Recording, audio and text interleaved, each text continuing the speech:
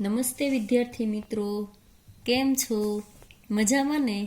શ્રી વિદ્યાવિહાર પ્રાથમિક શાળા વતી હું આ વિડીયોમાં આપનું હાર્દિક સ્વાગત કરું છું.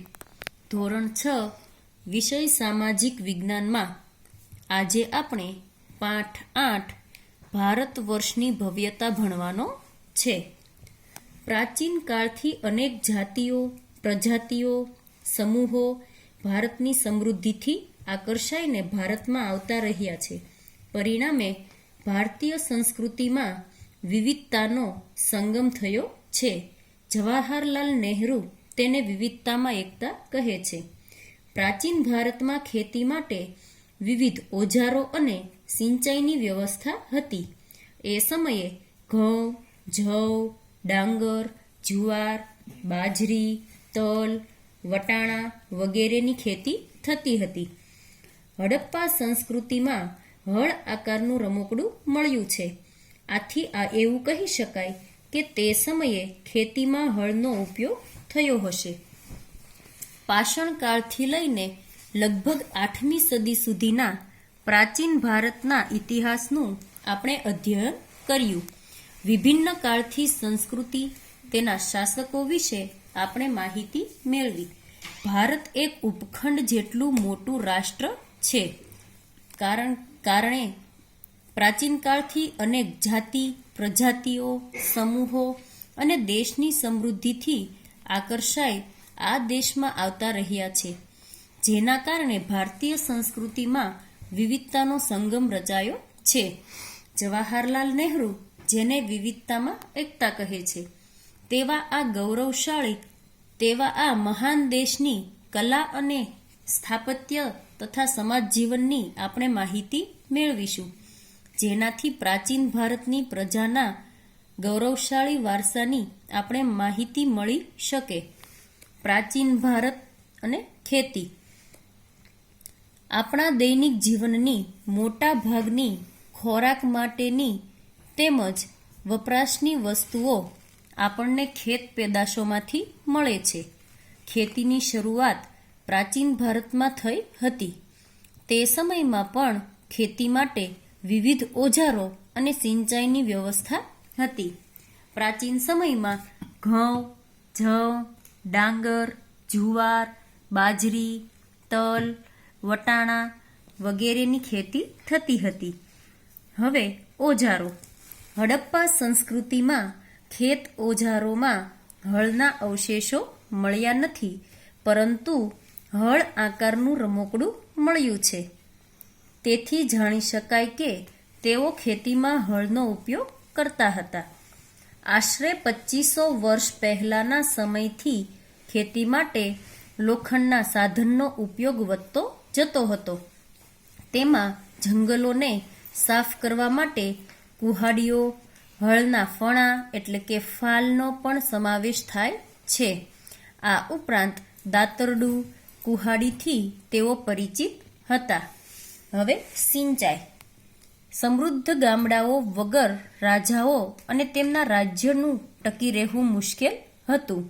જે રીતે ખેતીના વિકાસ માટે નવા સાધનનો અને ધરૂરો પણ મહત્વપૂર્ણ પગલાં હતા, તેવી જ રીતે સિંચાઈની વ્યવસ્થા પણ હતી. ઘણી ઉપયોગી સાબિત થઈ. આ સમયે સિંચાઈ માટે નહેરો, કૂવા, તળાવો તથા કૃત્રિમ જળાશયો બનાવવામાં આવ્યા. પ્રાચીન ભારત અને ગ્રામીણ જીવન. ઉત્તર ભારત અને દક્ષિણ ભારતમાં ગ્રામીણ જીવન આ પ્રમાણે હતું. ભારતના ઉત્તર ભાગના ગામનો વડો ગ્રામભોજક કહેવાતો. સામાન્ય રીતે એક જ પરિવારના લોકો આ પદ પર પેઢીઓ સુધી રહેતા. આ પદ વંશ પરંપરાગત હતું. ગ્રામભોજક મોટાભાગે ગામનો સૌથી મોટો જમીની માલિક હતો. આ જમીની માલિક ભાડૂતી માણસો રાખી ખેતી કરાવતો હતો. રાજા પણ ગામડાના કરવેરા ઉઘરાવવાનું કાર્ય તેમને સોંપતા. તે કાયદા અને વ્યવસ્થાની સ્થિતિ પણ સંભાળતા. દક્ષિણ ભારતમાં 3 પ્રકારના લોકો રહેતા હતા. 1. મોટા જમીનદારો, બીજું નાના ખેડૂતો અને ત્રીજું જમીન વિહોણા મજૂર એટલે કે દાસ.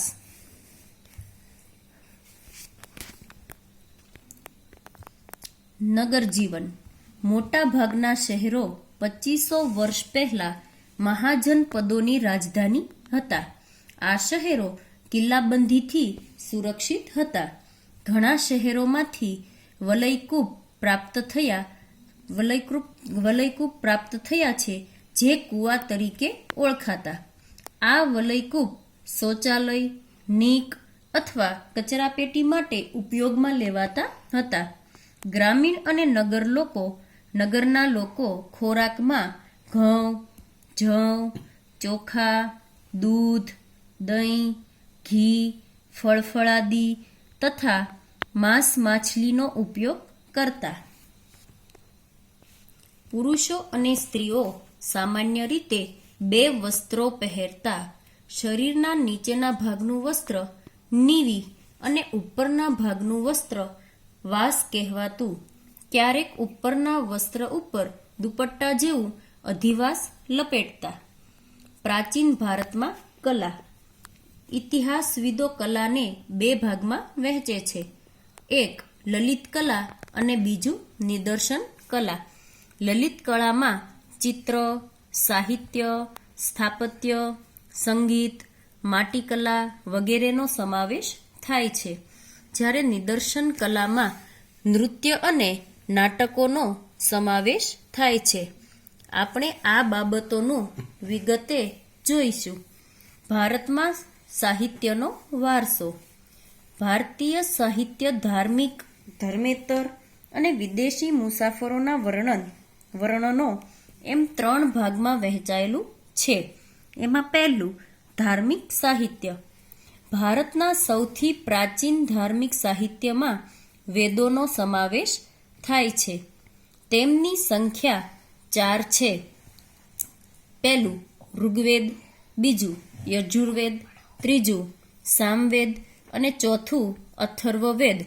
વેદોને સમજવા માટે બ્રાહ્મણ ગ્રંથો અને આરણ્યકોની રચના કરવામાં આવી, જેમાં શતપથ બ્રાહ્મણ, ગોપથ બ્રાહ્મણ અને બૃહદારણ્યક સૌથી અગત્યના ગણાવી શકાય.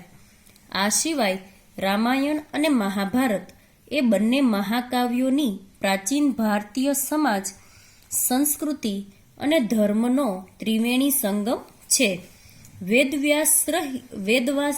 વેદવ્યાસ રચિત મહાભારત પ્રારંભમાં જય સંહિતાથી ઓળખાતું, જે વિકસતું જતા 1,00,000 શ્લોકોનું મહાભારત થયું. તે જ રીતે વાલ્મીકી રચિત રામાયણમાં ભગવાન શ્રી રામની કથાની સાથે આદર્શ સમાજ જીવન અને નૈતિક ધોરણોનું ચિત્રણ થયેલું છે. 108 જેટલા ઉપનિષદો ભારતીય ચિંતનના મહામૂલ ગ્રંથો છે. કંઠ, કેન, પ્રશ્ન, મુંડક, માંડુક્ય, ઈશ્વાસ્યમ અને છાંદોગ્ય ઉપનિષદો ભારતના તત્વજ્ઞાનના મહાન ગ્રંથો છે. પુરાણોની સંખ્યા 18 જેટલી છે, જેમાં વિષ્ણુ પુરાણ, ગરુડ પુરાણ, વાયુ પુરાણ અને મત્સ્ય પુરાણ તેમજ ભગવત વિશિષ્ટ ગ્રંથો તરીકે ખ્યાત થયા છે. બૌદ્ધ અને જૈન ધર્મના મહાન ગ્રંથોમાંથી આપણને સમાજ જીવન અને ધર્મની માહિતી મળે છે. બૌદ્ધ ધર્મના મૂળ ગ્રંથોને ત્રિપિટક કહેવાય છે. તેમાં સુત પિટક, વિનય પિટક અને અભિધમ પિટકનો સમાવેશ થાય છે. આ સિવાય જાતક કથાઓ, દીધ નિકાય, અંગુત્તર નિકાય અને મજ્જિમ નિકાય અગત્યના ગ્રંથો છે. નાગસેનનું મિલિંદ-પાન્હો અને આર્યમન શ્રી મૂળકલ્પ અગત્યના બૌદ્ધ ગ્રંથો છે. તિબ્બત ભાષામાં બૌદ્ધ ગ્રંથોની કઝાર અને તંજર 2 સાહિત્ય પ્રસિદ્ધ છે. જાતક કથાઓ, દીઘ નિકાય, મજ્જિમ નિકાય પણ બૌદ્ધ ગ્રંથો છે. આ ઉપરાંત બૃહદ કથા, હરિવંશ પુરાણ, વાસુદેવહિડી, સિદ્ધહેમ શબ્દાનુશાસન, દ્વાશ્રય અને કીર્તિ કૌમુદી મુખ્ય છે. જૈન ગ્રંથોને આગમ ગ્રંથો કહેવાય છે. આવા આગમ ગ્રંથોની સંખ્યા 12 છે. જૈન ધર્મનું પ્રાચીન સાહિત્ય 14 પર્વ અને 12 અંગમાં વહેંચાયેલું છે. મુખ્ય ગ્રંથોમાં આગમ ગ્રંથો, આચાર અંગ અને વૈતાલિક દશાવૈતાલિક સૂત્ર અગત્યના છે. હવે બીજું, ધર્મેત્તર સાહિત્ય. જેમની વિષય વસ્તુ ધર્મની બહાર છે તેવા સાહિત્યિક ગ્રંથો ધર્મેત્તર સાહિત્ય તરીકે ઓળખાય છે. તેમાં મોટે ભાગે કાવ્યો, નાટકો, પ્રશસ્તિઓ, વ્યાકરણ ગ્રંથો અને સ્મૃતિઓનો સમાવેશ થાય છે. આ સ્મૃતિઓએ ભારતના કાયદા ગ્રંથો છે, જેમાં મનુસ્મૃતિ, યાજ્ઞવલ્ક્ય અને સ્મૃતિ અને નારદ સ્મૃતિનો સમાવેશ થાય છે. કૌટિલ્યનું અર્થશાસ્ત્ર પણ કાયદા ગ્રંથ છે. પ્રાચીન ભારતમાં મોટા પ્રમાણમાં નાટકો અને કાવ્યોની રચના થઈ છે, જેમાં મહાકવિ ભાસ, કાલિદાસ, શુદ્રક, ભારવી જેવા મહાન સાહિત્યકારોનો સમાવેશ થાય છે. આવા અગત્યના મહાકાવ્યો અને નાટકોમાં અભિજ્ઞાન શાકુંતલમ, રઘુવંશમ, મેઘદૂતમ, કીર્તાર્જુનિયમ, સ્વપ્ન વાસવદત્તમ અને મુચ્છકટિકમ વગેરેનો સમાવેશ થાય છે. દક્ષિણ ભારતમાં એક વિશિષ્ટ સાહિત્ય જેને સંગમ સાહિત્ય કહેવામાં આવે છે, તેની રચના ઈસવીસનની પ્રથમ 3 સદીઓમાં થઈ હતી. મદુરાઈમાં 3 સંગમ સભામાં 1600 જેટલા લોક કવિઓએ વીર કાવ્યોની રચના કરી. આ સાહિત્યમાં શિલ્પદિકારમ, મણિમેખલાઈ ખૂબ જ અગત્યના છે. સંસ્કૃત ભાષામાં સર્વશ્રેષ્ઠ વ્યાકરણ ગ્રંથ પાણિનીનું અષ્ટાધ્યાયી છે, જે ઈસવીસન પૂર્વે 5મી સદીમાં રચાયું હતું. અશોકના શિલાલેખો પણ પ્રાચીન ભારતના ઇતિહાસ, મૌર્ય સામ્રાજ્યના વહીવટી તંત્રો તથા બૌદ્ધ ધર્મના નૈતિક નિયમો વિશે માહિતી આપે છે. ગુપ્ત કાળમાં પ્રશસ્તિ કાવ્યો અને ગ્રંથોનો ઘણો વિકાસ થયો. સમુદ્રગુપ્તની પ્રયાગ પ્રશસ્તિના લેખક હરિશેણ હતા, તો ઉદયગીરીની ચંદ્રગુપ્ત દ્વિતીયની પ્રશસ્તિના લેખક વીરસેન સાબા હતા. બાણે હર્ષચરિત્રમ અને હર્ષની પ્રશસ્તિ કરી છે. હવે ત્રીજું, વિદેશી મુસાફરોના વર્ણનો. ભારતમાં સદીઓથી અનેક વિદેશી પ્રવાસીઓ આવતા રહ્યા છે, જેમણે પોતાના ભારત પ્રવાસના વર્ણનો લખ્યા છે. તેમની આ પ્રવાસ નોંધ પોથીમાંથી ભારતીય સંસ્કૃતિ અને પ્રજાજીવનની માહિતી મળે છે. આવા મુસાફરોમાં ચંદ્રગુપ્ત મૌર્યના દરબારમાં રહેલા ગ્રીક એલ્ચી મેગેસ્થનીસ ખૂબ જ અગત્યના છે. તેમણે ઇન્ડિકા નામનો એક ઉત્કૃષ્ટ ગ્રંથ લખ્યો છે, જેમાં મૌર્ય યુગ વિશે આપણને માહિતી પ્રાપ્ત થાય છે. એ જ પ્રમાણે ગ્રીક નાવિક ટોલેમીએ ભૂગોળ વિશે લખેલા ગ્રંથોમાં ભારતના બંદરો વિશે માહિતી મળે છે.